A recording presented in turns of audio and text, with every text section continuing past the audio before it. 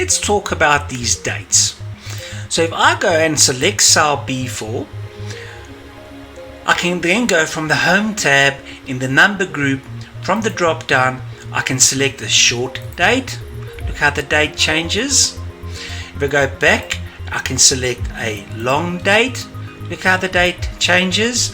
I can go Control ZZ again twice, go back to where I was. Alternatively, I can right click on the cell. From the contextual menu, select Format Cells. From the Number tab, select Date, and here I've got various options that I can select my date on. Very similar to long dates, and here you can decide, do you want year, month, day? Do you want a shortened year, month, day? Do you want year, month, day with dashes?